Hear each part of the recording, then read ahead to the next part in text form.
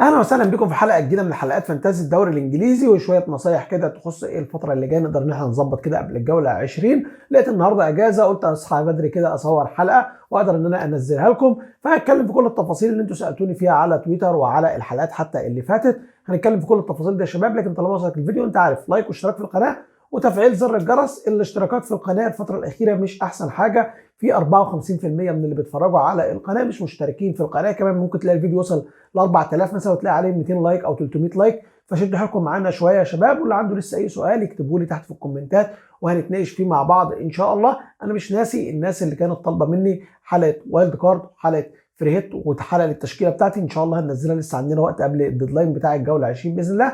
فهنتكلم في كل التفاصيل لكن بعد الانترو على طول.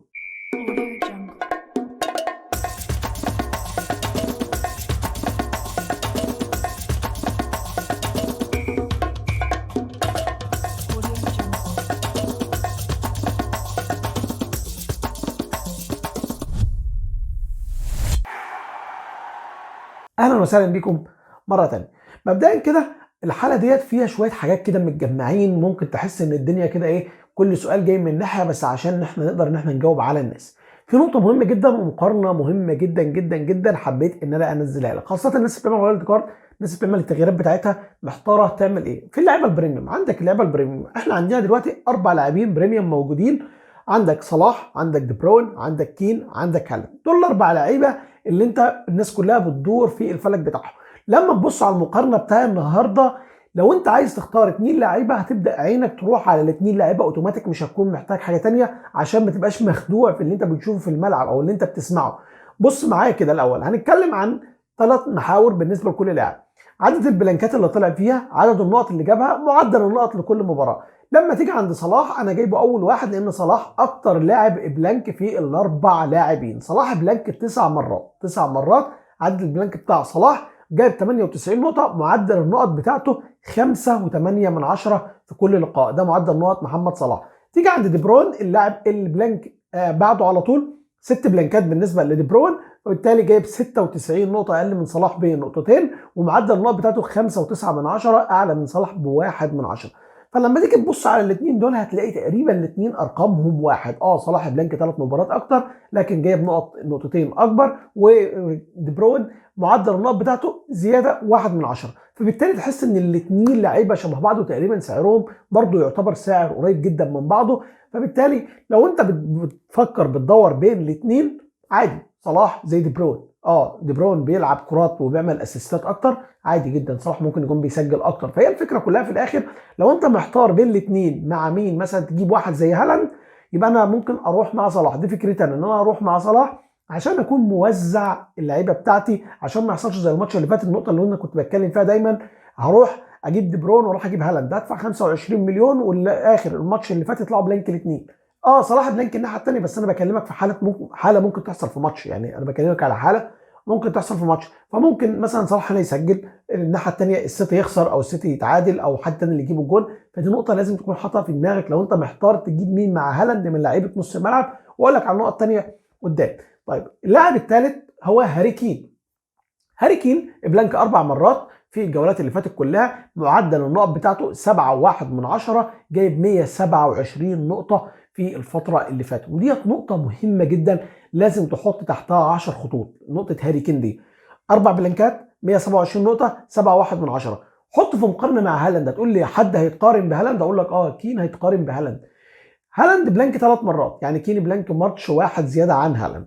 هالاند جايب 144 نقطة في الوقت اللي كين جايب فيه 127 نقطة، يعني فرق 17 نقطة بس بين هالاند وكين. انت طبعا الناس كلها متخيلة ان هالاند ده في حتة وبقية الناس في حتة. هالاند واخد هالة كبيرة، واخد شو كبير جدا من وجوده في السيتي. الواد كمان دخل عشان دخل الدوري جديد، فدخل داس على طول من الاول، فرق بشكل كبير. لكن دلوقتي الارقام مع كين بالنسبة للنقط، بتكلم كفانتسي يا جماعة، ما بتكلمش مش علاقة بحاجة تانية، كفانتسي لا، فرق 17 نقطة مش فرق، عادي جدا. شفت كين مثلا الماتش اللي فات جاب 16 نقطة وهالاند بلانك، فعادي ممكن ماتش كمان تلاقي كين وصل لهالاند. فهي دي النقطة، استفيد بكين، لازم تستفيد بكين. دي نقطة مهمة جدا جدا جدا، استفيد بكين على قد ما تقدر.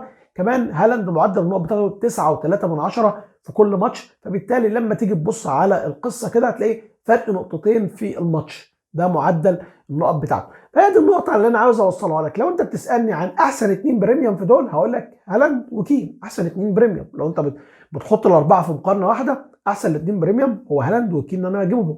وانا تشكيلتي اللي موجوده لحد قبل الجوله ديت هالاند، كين، صلاح، موجودين معايا الثلاثه في التشكيله بتاعتي. لسه ما قررتش هعمل ايه في الجوله اللي جايه، وقلت لكم ان شاء الله لما استقر على الحل هقدر ان انا انزل لكم حلقه باذن الله واقول لكم فيها عن التشكيله بتاعتي ان شاء الله قبل الديدلاين، وهكلمكم كل التفاصيل اللي انتوا حابين تخص تشكيلي. فده كده ببساطه تلخيص قصه اللعيبه البريميوم، تلخيص قصه اللعيبه البريميوم عشان ما تبقاش انت محتار هتعمل فيهم ايه. خلصنا البريميوم، نخش بقى على الاسئله الثانيه. نونيز، اعمل في نونيز ايه؟ بصوا يا جماعه، نونيز لحد دلوقتي انا عارف ان انت مشلول منه، انت مشلول منه. نونيز ضيع جوان كتيره جدا، انا فاهم الكلام ده كله وانا فاهم الضغط اللي جاي لك منه. نونيز جاب جون امبارح في ماتش الكاس عادي، مفيش مشكله خالص. نونيز ضيع 15 فرصه كبيره، يعني نونيز ضيع 15 فرصه كبيره لحد دلوقتي. لكن لما تيجي تبص على هالاند، هالاند مضيع 12 فرصه كبيره. هالاند مضيع 12 فرصه كبيره. ايفان توني اللي الناس كلها راح تشتريه برضه مضيع 12 فرصه كبيره. صلاح مضيع 12 فرصه كبيره. جابريال خيسوس اللي متباع من كام جوله فاتوا مضيع 11 فرصه كبيره وكان موجود معانا كلنا. فهي ديت النقطه، هي ديت النقطه اللي انا عايز اوصلها لك، ان في اللعيبه كلها مضيعه فرص كبيره اللي انت بتشتريهم عادي جدا واللي انت بتجري عليهم.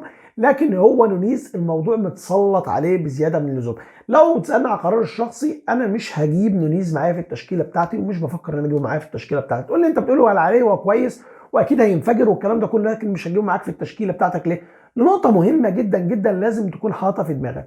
مبدئيا وانت بتبيع لعيبه ليفربول بص على الجدول بتاعهم، يعني وانت بتبص على بتبيع لعيبه ليفربول بص على الجدول بتاع لعيبه ليفربول عامل ازاي. ليفربول الماتش الجاي هيلاعب فريق ضايع دفاعيا في الفتره الاخيره، هو فريق برايتون، دفاعيا مش احسن حاجه، فبالتالي ماتشه الجاي هيكون حلو جدا بالنسبه لمهاجمين فريق ليفربول. ديت نقطه حلوه جدا بالنسبه لمهاجمين فريق ليفربول.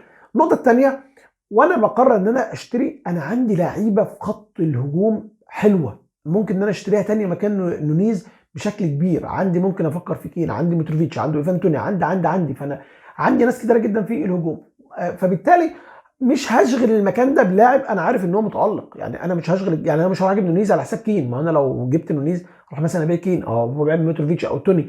فانا الفكره بالنسبه لي بعد عن حته الهجوم، انا مستقر على الشكل الهجوم. ممكن عندي متروفيتش ممكن ابيعه واجيب مثلا توني حاجه كده، لكن بالنسبه لي هالاند وكين هم رقم واحد. فهي ديت النقطه بتاعت نونيز. انت عندك طولة البال بقى انك تصبر عليه لحد ما يتالق براحتك. عايز تبيعه جيب كفر من لعيبه ليفربول. عايز تبيع نونيز بيع نونيز، لكن تجيب مثلا هتجيب صلاح معاك. جاكبو لسه مش عارف، جاكبو لسه مش عارف. حتى تشامبرلين اللي كان الواحد عينه ابتدت تروح عليه في الماتشين الاخرى بدا ان هو يتحسن بشكل كويس جدا. الراجل بدا ان هو يتحسن. جاكبو جه، جاكبو لعب في ماتش الكاس وقت طويل جدا، وتشامبرلين كان موجود بره على الدكه ونزل. فهي الفكره كلها انت مش عارف بقى تشامبرلين هيعمل ايه في الفتره اللي جايه. فانت عايز تبيع نونيز عادي جدا، لازم يكون معاك كفر من لعيبه فريق ليفربول بشكل كبير جدا. ودي نقطه حبيت ان انا اركز عليها في وقت مهم جدا زي اللي احنا موجودين فيه دلوقتي. كمان عندنا نقطه واضحه، الفتره ديت في الدوري الانجليزي عكس المواسم اللي قبل كده ما عندكش لعيبه بريميوم في الدفاع. انت ما عندكش لعيبه بريميوم في الدفاع، هتجيب مين بريميوم في الدفاع؟ كانسيلو ما بقاش ضامن مكانه، في واد ب 3.9 بيلعب مكانه. انا عن نفسي معايا كانسيلو محتار ابيعه واروح اجيب الواد ده، ولا ممكن اسيب كانسيلو معايا مثلا الدبل ده استفيد منه في ماتش ولا حاجه. فانت كانسيلو فقد مكانته. عندك ريس جيمس كلنا جرينا جبناه، نزل اتكسر وطلع عادي مفيش اي مشكله. فالوحيد دلوقتي اللي لاعب بريميوم في الاداء لكن مش بريميوم في السعر هو تريبير. تريبير موجود مع الناس كلها فما بيفرقش بشكل كبير. فانت معاك فلوس انك تستثمر في لعيبه ثانيه احسن في الاجزاء الهجوميه. كل لعيبه الدفاع اللي احنا بنتكلم فيها تقريبا دلوقتي 5 مليون، 4.5، 5.5، مفيش لعيبه غاليه قوي. فانت معاك فلوس، وقصه انت معاك فلوس دي هتاخدنا لنقطه مهمه جدا.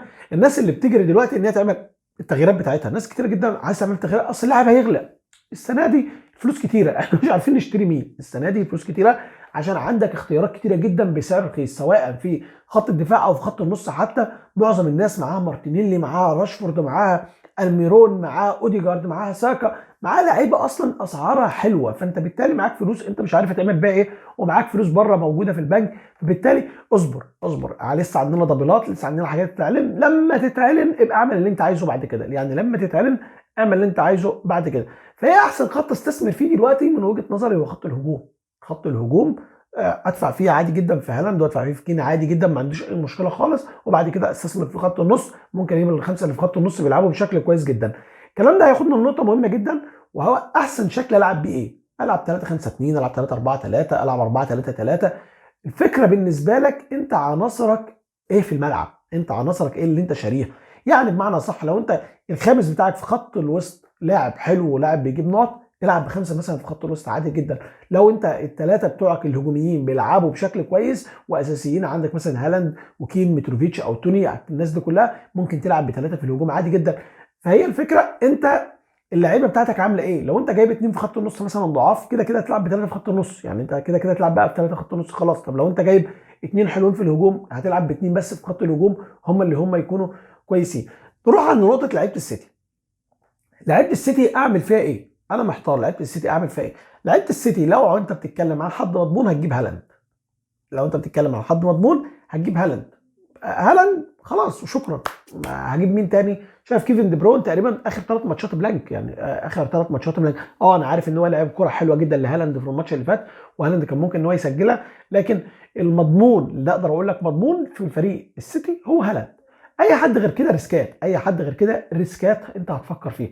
طب ريسكات مين اللي ظاهره دلوقتي في لعيبه السيتي؟ عندك محرز ظاهر في لعيبه السيتي بشكل كويس جدا، عندك جرليش ظاهر في لعيبه السيتي بشكل كويس جدا. دول الريسكات اللي هم موجودين دلوقتي، والسعر حلو، تقدر ان انت تريسك فيهم كده ممكن في الدبل ولا حاجه وسعر حلو. لكن وانت بتختار لعيبه من السيتي تكون عارف دماغ جوارديولا. عادي هتختار جرليش تلاقي فودن بيلعب عادي، ما فيش مشكله خالص.